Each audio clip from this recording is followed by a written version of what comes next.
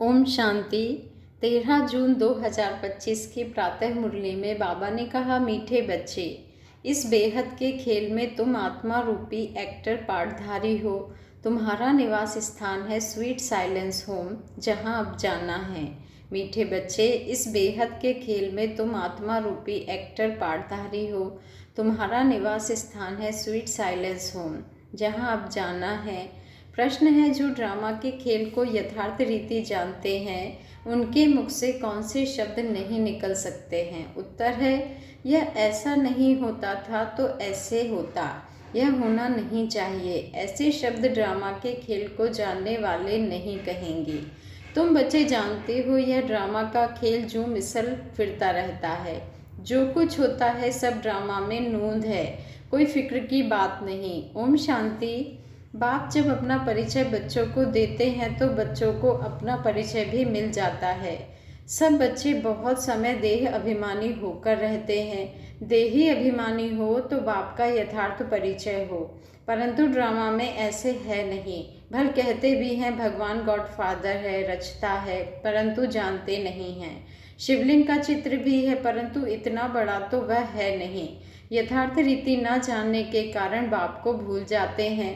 बाप है भी रचता, जरूर रचेंगे भी नई दुनिया, तो जरूर हम बच्चों को नई दुनिया की राजधानी का वर्षा होना चाहिए। स्वर्ग का नाम भी भारत में मशहूर है, परंतु समझते कुछ भी नहीं। कहते हैं फलाना मरा स्वर्ग पधारा। अब ऐसे कभी होता है क्या? अभी तुम समझते हो हम सब तुच्छ बुद्धि थे, नंबरवार तो कहेंगे ना। मुख्य के लिए ही समझानी है कि मैं इनमें आता हूँ, बहुत जन्मों वाले अंतिम शरीर में। यह है नंबर 1। बच्चे समझते हैं अभी हम उनके बच्चे ब्राह्मण बन गए। यह सब है समझ की बातें। बाप इतने समय से समझाते ही रहते हैं, नहीं तो सेकंड की बात है बाप को पहचानना। बाप कहते हैं मुझे याद करेंगे तो तुम्हारे विक्रम विनाश होंगे। निश्चय हो गया, फिर कोई भी बात में प्रश्न आदि उठ नहीं सकता। बाप ने समझाया है, तुम पावन थे जब शांति धाम में थे। यह बातें भी तुम ही बाप द्वारा सुनते हो, दूसरा कोई सुना न सके। तुम जानते हो हम आत्माएं कहाँ की रहवासी हैं। जैसे नाटक के एक्टर्स हम यहाँ के रहवासी हैं, कपड़ा बदल कर स्टेज पर आ जाएंगे। अभी तुम समझते हो हम यहाँ के रहवासी नहीं हैं, यह एक नाटकशाला है। यह अभी बच्चों की बुद्धि में आया है कि हम मूल वतन के निवासी हैं, जिसको स्वीट साइलेंस होम कहा जाता है। इसके लिए ही सब चाहते हैं, क्योंकि आत्मा दुखी है ना, तो कहते हैं हम वापस कैसे घर जाएं। घर का पता ना होने के कारण भटकते हैं। अभी तुम भटकने से छूटे, बच्चों को मालूम पड़ गया है। अभी तुमको सचमुच घर जाना है। अहम आत्मा कितनी छोटी बिंदी है, यह भी वंडर है, जिसको कुदरत कहा जाता है। इतनी छोटी बिंदी में इतना पाठ भरा हुआ है। परम पिता परमात्मा कैसे पाठ बजाते हैं यह भी तुम जान गए हो। सबसे मुख्य पाठधारी वह है, करण करावन हार है ना। तुम मीठे मीठे बच्चों को यह अभी समझ में आया है कि हम आत्माएं शांति धाम से आती हैं। आत्माएं कोई नई थोड़े ही निकलती हैं जो शरीर में प्रवेश करती हैं, नहीं। आत्माएं सभी स्वीट होम में रहती हैं, वहाँ से आती हैं पाठ बजाने। बाबा कहते हैं सभी को पाठ बजाना है, यह खेल है। यह सूर्य, चांद, स्टार्स आदि क्या है? यह सब बत्तियां हैं, जिसमें रात और दिन का खेल चलता है। कई कहते हैं सूर्य देवताए नमः, चंद्रमा देवताए नमः, परंतु वास्तव में यह कोई देवताएं है नहीं। इस खेल का किसको मालूम नहीं है। सूर्य चांद को भी देवता कह देते हैं। वास्तव में यह इस सारे विश्व नाटक के लिए बत्तियां हैं। हम रहवासी हैं स्वीट साइलेंस होम के। यहाँ हम पाठ बजा रहे हैं। यह जो मिसल चक्र फिरता रहता है, जो कुछ होता है ड्रामा में नूंद है। ऐसे नहीं कहना चाहिए कि ऐसे नहीं होता था तो ऐसे होता, यह तो ड्रामा है ना।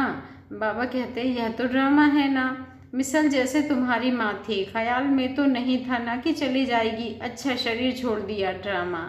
अब अपना नया पार्ट बजा रही है, फिक्र की कोई बात नहीं। यहाँ तुम सब बच्चों की बुद्धि में है, हम एक्टर्स हैं।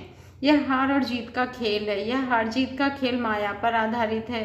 माया से हारे हार है और माया से जीते जीत है। यह गाते तो सब हैं, परंतु बुद्धि में ज्ञान जरा भी नहीं है। तुम जानते हो माया क्या चीज है। यह तो रावण है, जिसको ही माया कहा जाता है, धन की समाप्ति कहा जाता। धन को माया नहीं कहेंगे। मनुष्य समझते हैं इनके पास बहुत धन है तो कह देते माया का नशा है, लेकिन माया का नशा होता है क्या? माया को तो हम जीतने की कोशिश करते हैं, तो इसमें कोई भी बात में संशय नहीं उठना चाहिए। कच्ची अवस्था होने के कारण ही संशय उठता है। अभी भगवानुवाच है किसके प्रति? आत्माओं के प्रति। भगवान तो जरूर शिव ही चाहिए जो आत्माओं प्रति कहे। श्री कृष्ण तो देहधारी है, वह आत्माओं प्रति कैसे कहेंगे? तुमको कोई देहधारी ज्ञान नहीं सुनाते हैं। बाप को तो देह है नहीं, और तो सबको देह है जिनकी पूजा करते हैं। बाबा कहते हैं जिनकी पूजा करते हैं उनको याद करना तो सहज है। ब्रह्मा विष्णु शंकर को कहेंगे देवता, शिव को भगवान कहते हैं, ऊंचते ऊंच भगवान। उनको देह है नहीं, यह तो तुम जानते हो। जब मूल वतन में आत्माएं थी तो देह थी नहीं, तुम आत्माएं थी। यह बाबा भी आत्मा है, सिर्फ वह परम है। इनका पाठ गाया हुआ है। क्या गाया हुआ है? पाठ बजा कर गए हैं, तभी पूजा होती है। बाबा कहते हैं परंतु एक भी मनुष्य नहीं जिसको यह मालूम हो। 5000 वर्ष पहले भी परमपिता परमात्मा रचता आया था। वह है ही हेवनली गॉड फादर। हर 5000 वर्ष बाद कल्प के संगम पर वह आते हैं, परंतु कल्प की आयु लंबी चौड़ी कर देने से सब भूल गए हैं। तुम बच्चों को बाप बेट समझाते हैं, तुम खुद कहते हो बाबा हम आपसे कल्प कल्प मिलते हैं और आपसे वर्षा लेते हैं, फिर कैसे गवाते हैं? यह बुद्धि में है। ज्ञान तो अनेक प्रकार के हैं, परंतु ज्ञान का सागर भगवान को ही कहा जाता है। अब यह भी सब समझते हैं विनाश होगा जरूर। आगे भी विनाश हुआ था, यह कैसे हुआ था यह किसको भी पता नहीं है। शास्त्रों में तो विनाश के बारे में क्या क्या लिख दिया है। पांडव और कौरवों की युद्ध कैसे हो सकती है? अभी तुम ब्राह्मण हो संगम युग पर, ब्राह्मणों की तो कोई लड़ाई है नहीं। बाप कहते हैं तुम हमारे बच्चे हो, नॉन वायोलेंस, डबल अहिंसक। अभी तुम निर्विकारी बन रहे हो, तुम ही बाप से कल्प कल्प बरसा लेते हो। इसमें कुछ भी तकलीफ की बात नहीं, नॉलेज बड़ी सहज है। 84 जन्मों का चक्र तुम्हारी बुद्धि में है, अभी नाटक पूरा होता है, बाकी थोड़ा टाइम है। तुम जानते हो अभी ऐसा समय आने वाला है जो साहूकारों को भी अनाज नहीं मिलेगा, पानी नहीं मिलेगा। इसको कहा जाता है दुख के पहाड़। खूने ना है खेल है ना, इतने सब खत्म हो जाएंगे। कोई भूल करते हैं तो उनको दंड मिलता है। इन्होंने क्या भूल की है? सिर्फ एक ही भूल की है, जो बाप को भूले हैं। तुम तो बाप से राजा ही ले रहे हो, बाकी मनुष्य तो समझते हैं कि मरे कि मरे। महाभारत लड़ाई थोड़ी भी शुरू हुई तो मर जाएंगे। तुम तो जीते हो ना, तुम ट्रांसफ़र होकर अमरलोक में जाते हो इस पढ़ाई की ताकत से। पढ़ाई का सोर्स ऑफ इनकम कहा जाता है। शास्त्रों की भी पढ़ाई है, बाबा कहते हैं उससे भी इनकम होती है वह, परंतु वह पढ़ाई है भक्ति की। अब बाप कहते हैं मैं तुमको इन लक्ष्मी नारायण जैसा बनाता हूँ, तुम अभी स्वच्छ बुद्धि बनते हो। तुम जानते हो हम ऊंचते ऊंच बनते हैं, फिर पुनर्जन्म लेते लेते नीचे उतरते हैं। नए से पुराना होता है, सीढ़ी जरूर उतरनी पड़े ना। अभी सृष्टि की भी उतरती कला है, चढ़ती कला थी तो इन देवताओं का राज्य था, स्वर्ग था, अभी नर्क है। अभी तुम फिर से पुरुषार्थ कर रहे हो स्वर्गवासी बनने के लिए, बाबा बाबा करते रहते हो और गॉड फादर के पुकारते हैं, परंतु यह थोड़े ही समझते हैं कि वह आत्माओं का बाप ऊंचते ऊंच है। हम उनके बच्चे, फिर दुखी क्यों? अभी तुम समझते हो दुखी भी होना ही है।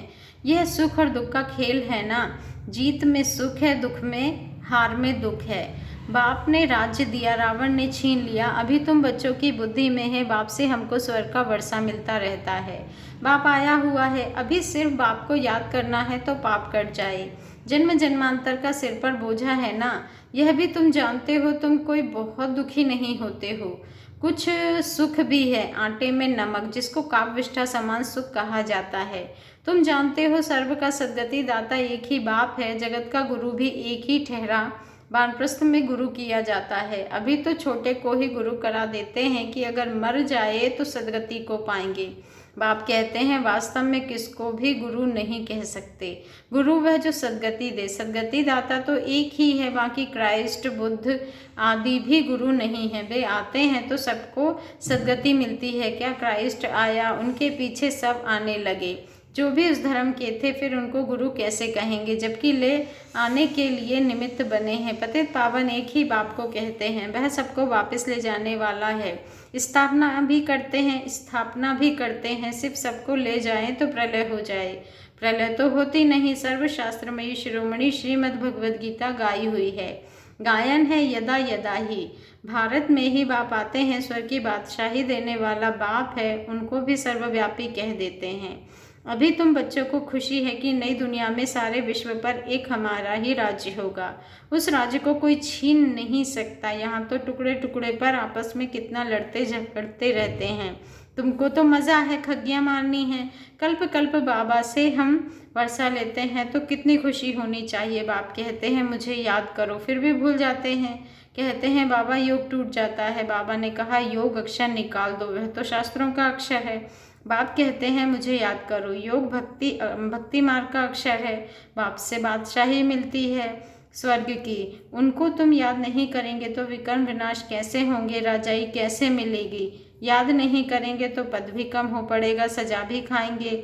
यह भी अकल नहीं है, इतने बेसमझ बन पड़े हैं।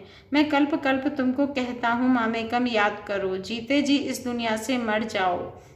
बाप की याद से तुम्हारे विकर्म विनाश होंगे और तुम विजय माला का दाना बन जाएंगे। कितना सहज है। ऊंचते ऊंच शिव बाबा और ब्रह्मा दोनों हाईएस्ट है, वो पारलौकिक और यह अलौकिक। बिल्कुल साधारण टीचर है वह। टीचर्स फिर भी सजा देते हैं, यह तो पुचकार देते रहते हैं। कहते हैं मीठे बच्चे बाप को याद करो, सतो प्रधान बनना है। पतित पावन एक ही बाप है, गुरु भी वही ठहरा और कोई गुरु हो न सके। कहते हैं बुद्ध पार निर्वाण गया, यह सब गपोड़ा है। एक भी वापस जा न सके, सबका ड्रामा में पार्ट है। कितनी विशाल बुद्धि और खुशी रहनी चाहिए। ऊपर से लेकर सारा ज्ञान बुद्धि में है। ब्राह्मण ही ज्ञान उठाते हैं, न शूद्रों में न देवताओं में यह ज्ञान है। अब समझने वाला समझे, जो न समझे उनका मौत है। पद भी कम हो जाएगा, स्कूल में भी नहीं पढ़ते हैं तो पद कम हो जाता है। अल्प बाबा बे बादशाही।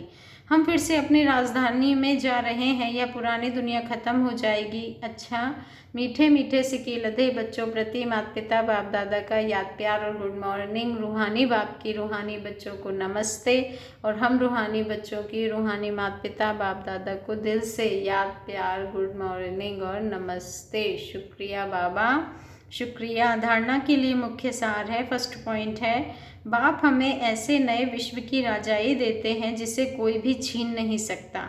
इस खुशी में खग्गियाँ मारनी है। सेकंड पॉइंट है विजय माला का दाना बनने के लिए जीते जी इस पुरानी दुनिया से मरना है। बाप की याद से विकर्म विनाश करने हैं। इसका वरदान है अपनी पावरफुल स्टेज द्वारा सर्व की शुभकामनाओं को पूर्ण करने वाले महादानी भव। अपनी पावरफुल स्टेज द्वारा सर्व की शुभकामनाओं को पूर्ण करने वाले महादानी भव। आज का स्वमान है मैं महादानी हूँ, मैं महादानी आत्मा हूँ। पीछे आने वाली आत्माएं थोड़े में ही राजी होंगी क्योंकि उनका पार्ट ही कना दाना लेने का है। तो ऐसी आत्माओं को उनकी भावना का फल प्राप्त हो, कोई भी वंचित ना रहे। इसके लिए अभी से अपने में सर्व शक्तियाँ जमा करो। जब आप अपनी संपूर्ण पावरफुल महादानी स्टेज पर स्थित होंगे तो किसी भी आत्मा को अपने सहयोग से महादान देने के कर्तव्य के आधार से शुभ भावना का स्विच ऑन करते ही नज़र से निहाल कर देंगे।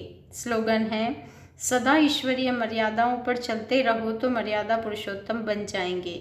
सदा ईश्वरीय मर्यादाओं पर चलते रहो तो मर्यादा पुरुषोत्तम बन जाएंगे। आज का व्यक्त इशारा है आत्मिक स्थिति में रहने का अभ्यास करो, अंतर्मुखी बनो। जब सेवा की स्टेज पर आते हो तो यह अनुभव होना चाहिए कि यह आत्माएं बहुत समय की अंतर्मुखता की रूहानियत की गुफा से निकलकर सेवा के लिए आई है। तपस्वी रूप दिखाई दे, बेहद के वैराग्य की रेखाएं सूरज से दिखाई दे। जितना ही अति रुहाब उतना ही अति रहम। ऐसी सर्विस का अभी समय है। अच्छा, ओम शांति। शुक्रिया बाबा, शुक्रिया।